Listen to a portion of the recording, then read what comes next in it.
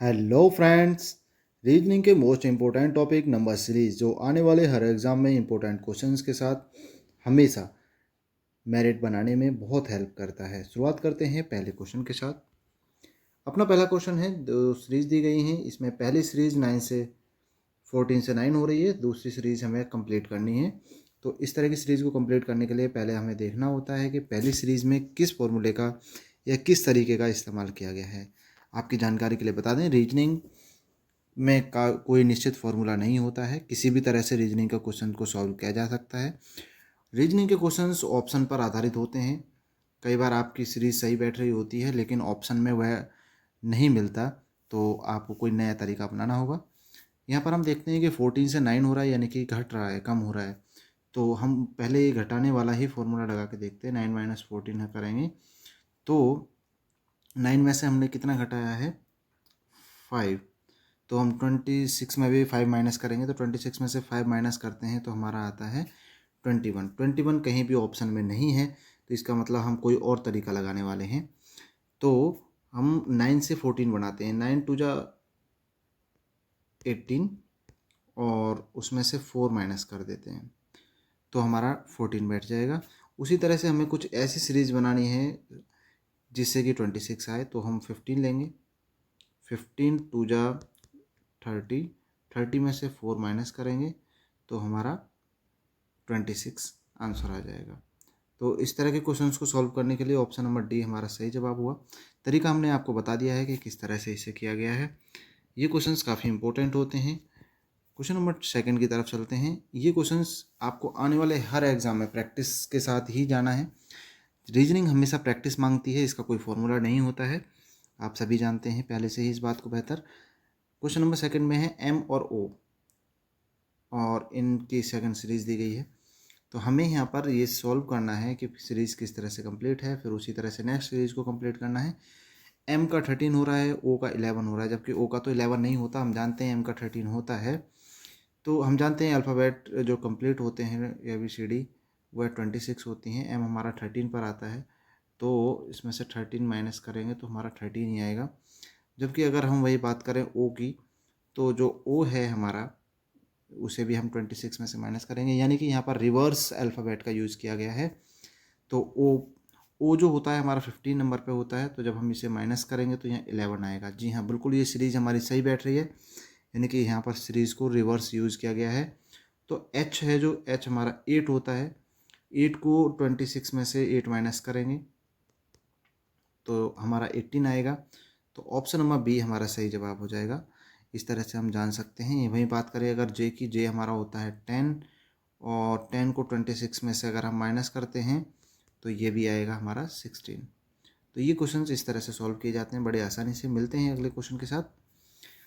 यहाँ पर क्वेश्चन दिया गया है, एक सीरीज़ दी गई है, पहली सीरीज़ कंप्लीट है, सेकंड सीरीज़ हमें कंप्लीट करनी है। पहली सीरीज़ में 1 2 3, सेकंड सीरीज़ में 13 का स्क्वायर, 13 का स्क्वायर 169 होता है। 169 से इसका कोई संबंध नहीं लग रहा है अभी, लेकिन अगर हम क्वेश्चन को देखें तो 1 और 3 को एज इट इज़ लिया गया है, और जो बीच में 2 है ना, उसे पावर बनाया गया है। अगर हम इसी तरह से इस्तेमाल करके देखें कि 2 3 5 कहीं लिखा हुआ है, अगर वहाँ पर हम 2 और 5 को एज इट इज़ रख लें और बीच वाले को पावर बना लें, तो क्या ऑप्शन में ये है? जी हाँ साथियों, ऑप्शन नंबर सी हमारा सही जवाब होगा। इस तरह के क्वेश्चन ऑप्शन नंबर सी सही जवाब आया। आपको जानकारी हो गई कि किस तरह से क्वेश्चन सॉल्व होते हैं। नेक्स्ट क्वेश्चन नंबर 4 है। अब तक आपने जो भी क्वेश्चन सॉल्व किए हैं आपको लग रहा होगा कि काफ़ी आसान है, अच्छे हैं, बहुत अच्छी बात है। तो आप ऐसे ही क्वेश्चंस के लिए आप हमारे यूट्यूब चैनल डोलचा अकेडमी को सब्सक्राइब कर लीजिए। नेक्स्ट क्वेश्चन नंबर है हमारा 4। नेक्स्ट क्वेश्चन नंबर 4 में पहली सीरीज़ दी गई है, सेकंड सीरीज़ को हमें कंप्लीट करना है। 8 से 28 हो रहा है, 27 से हमें बताना है कि क्या हो सकता है। तो 8 ये 24, 8 3 या 24 हो गया, और यहाँ पर अगर हम 8 का हाफ कर दें तो 4 हो गया, तो यानी कि 24 में 4 प्लस करते हैं तो हमारा 28 आता है। यही सीरीज़ हम नेक्स्ट क्वेश्चन में अपनाने वाले हैं। तो 27 है, 27 में जब हम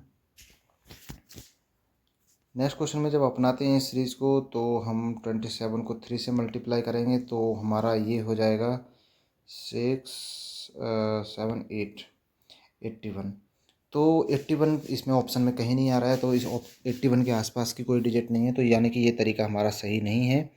नेक्स्ट तरीका अपनाते हैं इस क्वेश्चन को सॉल्व करने के लिए। 8 से 28 हो रहा है, तो 8 तो हमारा है ही है, 2 और 8 है नेक्स्ट डिजिट, तो 2 + 8 सम ऑफ डिजिट्स का यूज़ करके देखते हैं, तो 10 है और यह 8 है, तो यहाँ पर दोनों के बीच में 2 का अंतर है। तो सेकंड वाले में चलते हैं। 27 है, 27 है जो, उसमें जब डिजिट सम ऑफ डिजिट करते हैं तो 9 आता है। तो इसी तरह से हमें डिजिट लेनी है नेक्स्ट, इसमें 2 प्लस होता हो, ऐसी कोई नंबर ऑफ डिजिट लेनी है जिसका सम 11 होता हो। जी हाँ, ऑप्शन नंबर डी इसका सही जवाब होगा। 6 और 5 को जब हम प्लस करते हैं तो 11 होगा, तो 9 से 11 हो रहा है, यानी कि यहाँ पर +2 की वैल्यू चल रही है।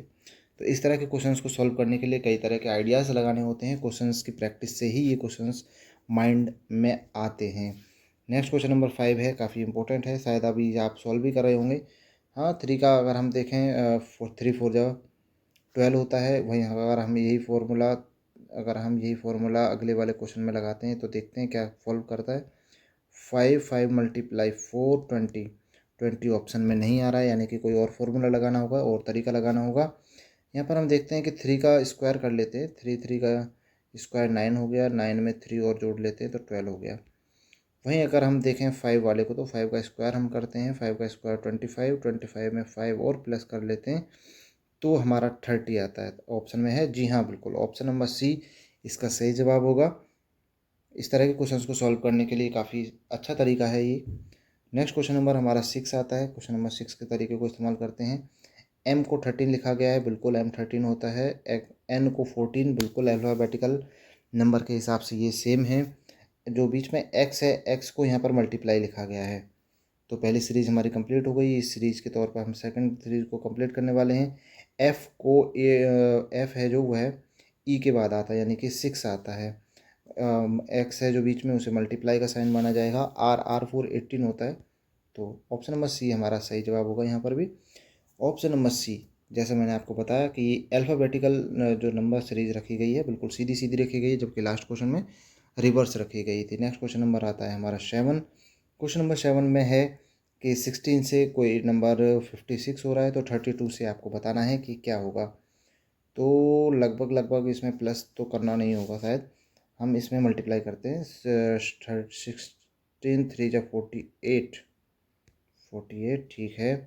और अगर हम 48 की जगह, जबकि हमें चाहिए 56, अगर हम 16 4 जा करते हैं तो वो ज़्यादा हो जाएगा, तो हम इसका हाफ करके देखते हैं यहाँ पे 8।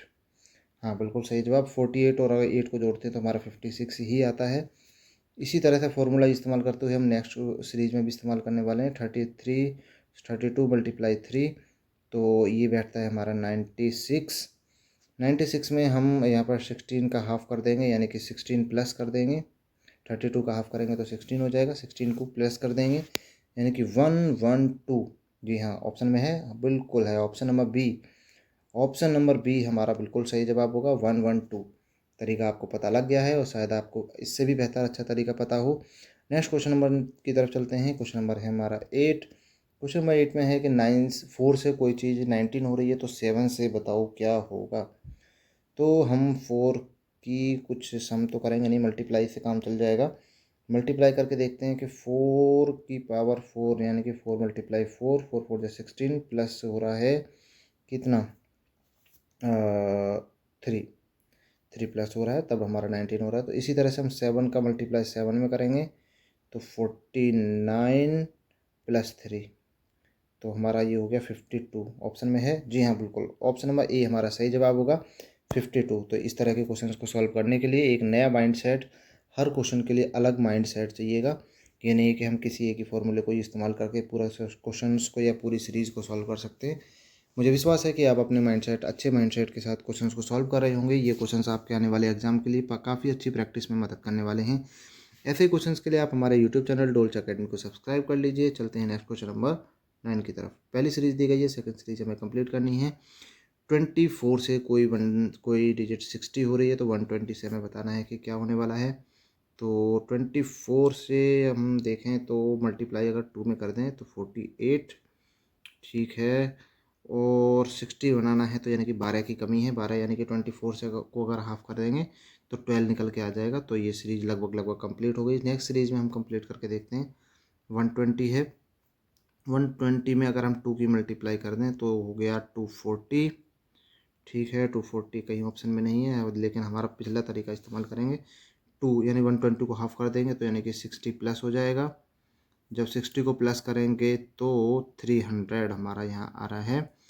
ठीक है, 300, हाँ, ऑप्शन नंबर सी हमारा बिल्कुल सही जवाब होगा, 300। तो इस तरह के क्वेश्चंस को सॉल्व करने के लिए एक अलग ही माइंड सेट चाहिएगा, जो आपको हर क्वेश्चंस के लिए तैयार रखना होगा। नेक्स्ट क्वेश्चन नंबर आता है हमारा 10। मुझे विश्वास है कि अब आप इसका आंसर ज़रूर कमेंट सेशन में लिख कर देंगे। साथियों, मिलते हैं अगली वीडियो में। फिर भी मैं आपको इसकी तरीका नेक्स्ट क्वेश्चन इस क्वेश्चन को सॉल्व करने का तरीका आपको नेक्स्ट वीडियो में बताने वाला हूँ। मिलते हैं अगली वीडियो में इस क्वेश्चन के आंसर के साथ। तब तक के लिए जय हिंद साथियों।